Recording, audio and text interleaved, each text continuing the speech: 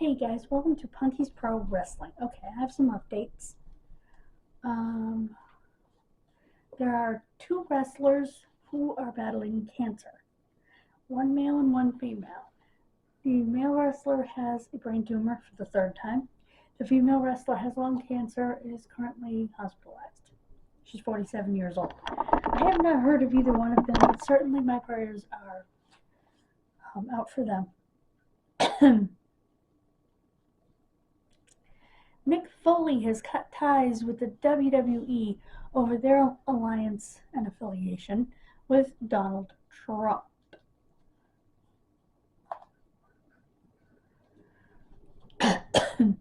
His comments about Rob Reiner were the last straw. And his comments were pretty awful. He blamed his death on his opposition to Donald Trump. No, his death was because his son has a very serious mental illness, which he has been self-medicating. It's a mental illness that is very difficult to treat and very difficult to keep someone on treatment for, and that is schizophrenia. Has nothing to do with Donald Trump. So anyway, Larry Abdullah the Butcher Shreve, 84, is hospitalized yet again and asking for prayers. And we certainly do pray for him.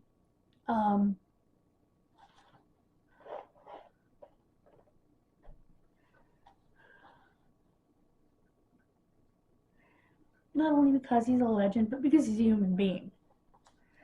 And all human beings deserve prayers.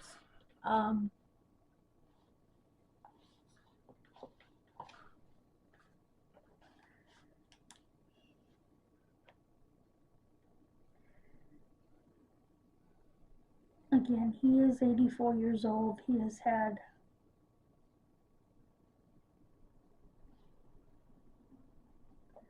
I believe amputations, and he has a lot of issues with diabetes and other health issues. So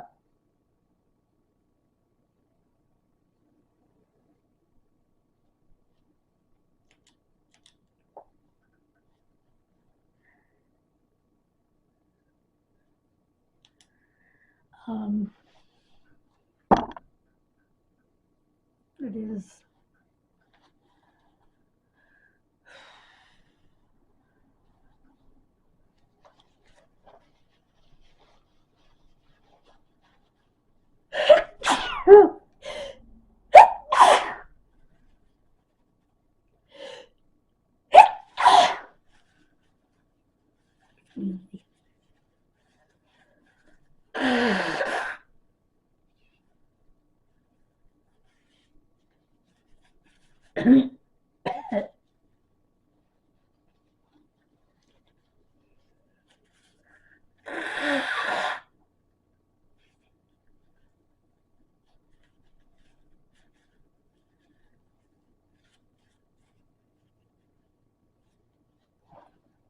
all right.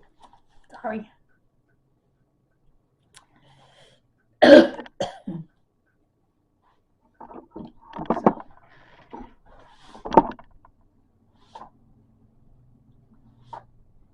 And this information was released by his great nephew, what they call a great nephew.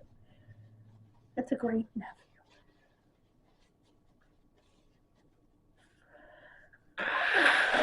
Excuse me. I've been sneezing my head off.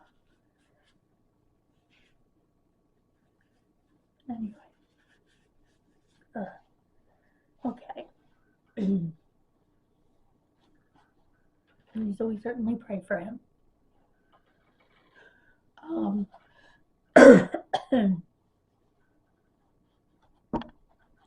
Rumors are now swirling of AJ Styles versus Gunther at WrestleMania. Now, it was Dave Meltzer that said that, just based on a small backstage interaction after the match with John Cena.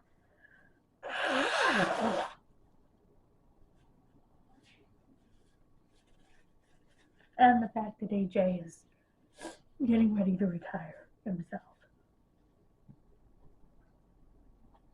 So they think he'll just retire them both. Maybe. But you get that from a tiny interaction after Cena's last match. Just a tiny glance at each other. Okay. You could be right. You could also be wrong. So.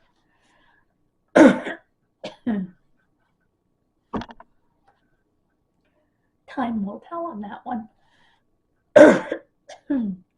MJF returned to AEW Dynamite this week.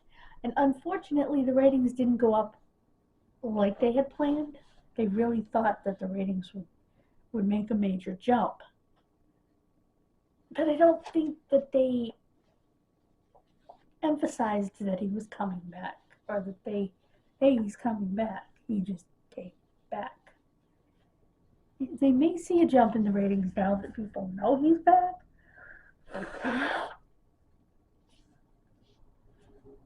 But because as far as I could tell, it was a surprise comeback, it wasn't going to help the ratings.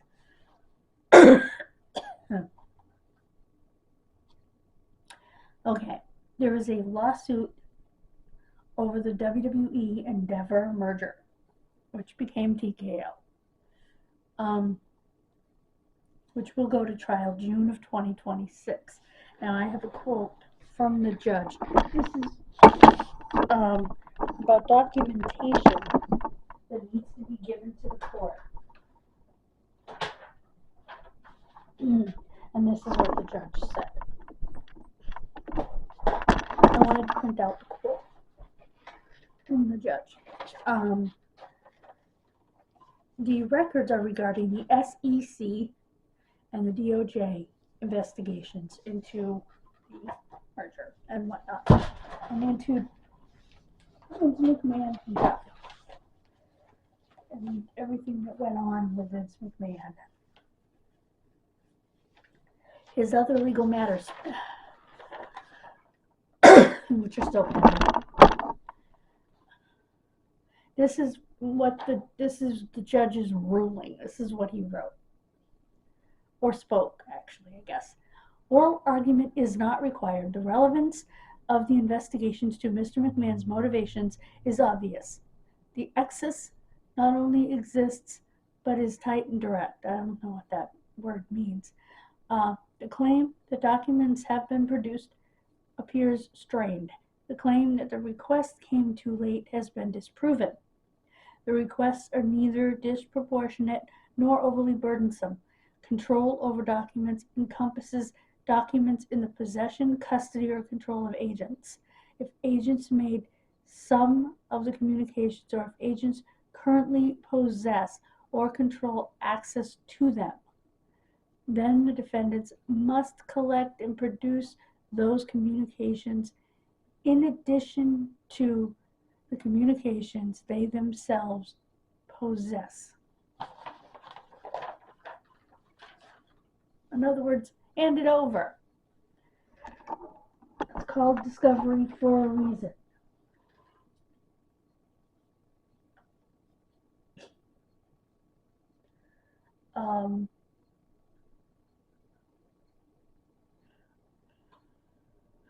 So basically, it was a discovery.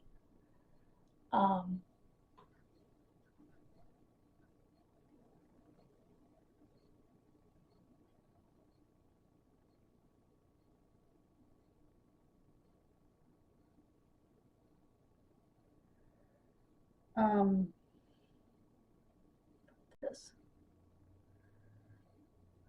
order that those things be handed over in discovery. which is the process by which,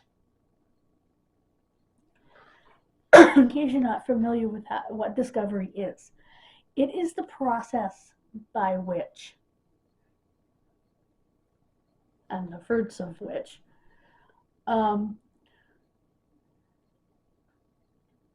all sorts of documentation, statements,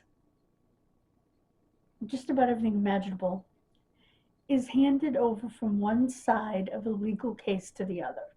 Whether it's the plaintiff to the defendant to the plaintiff, discovery is where they each hand over their cases to each other so that they can properly try their cases.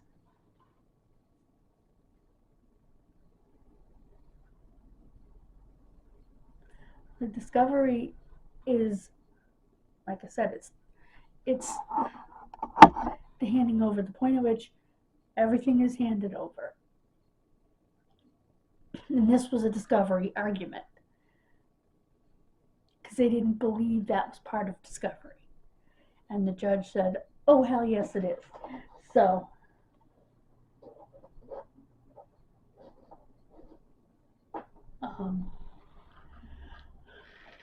they have to hand it over to discovery.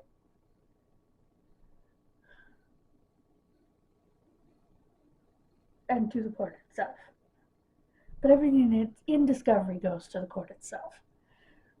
Both sides of discovery goes to the court itself. And there are always arguments over, I didn't receive that in discovery.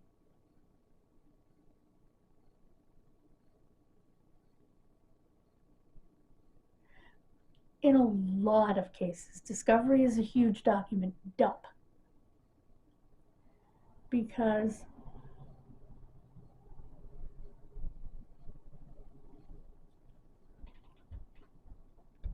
a lot of times more will be handed over than will ever be needed on purpose. They do that to bury people in documentation.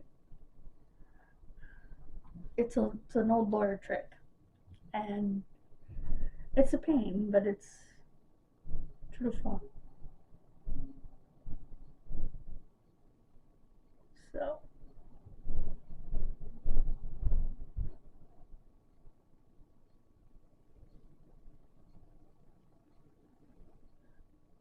yeah.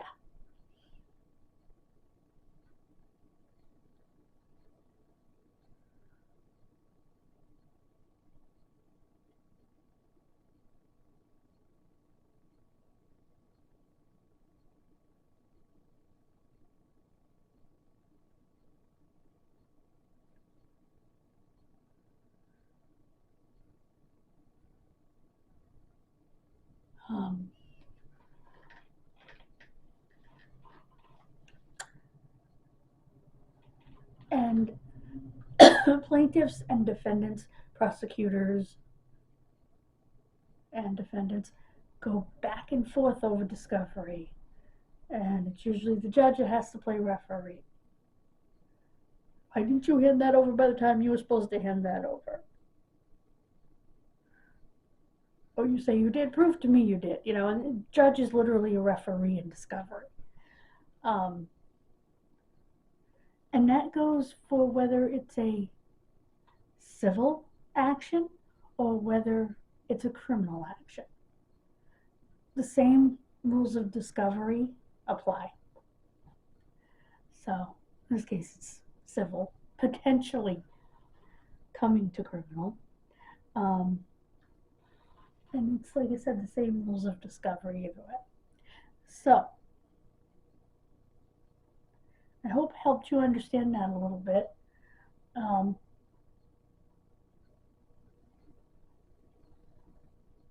That will be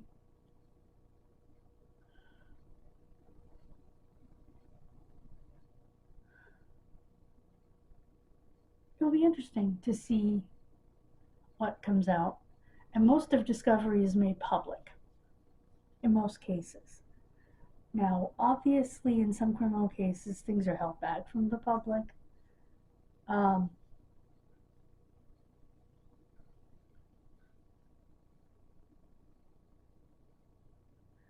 but the court records are public. They have to be. That's part of this, the way this country works. So,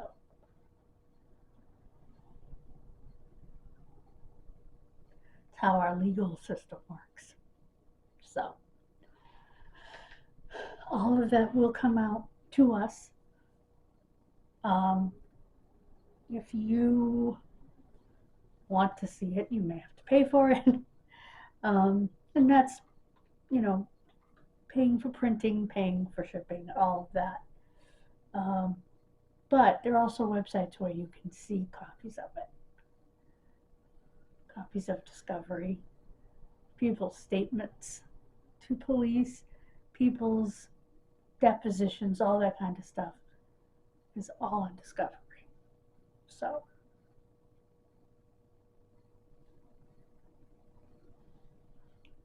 and the parties in this lawsuit are, of course, Vince McMahon, Triple H, Tony Khan, a woman and a man who are both no longer officials.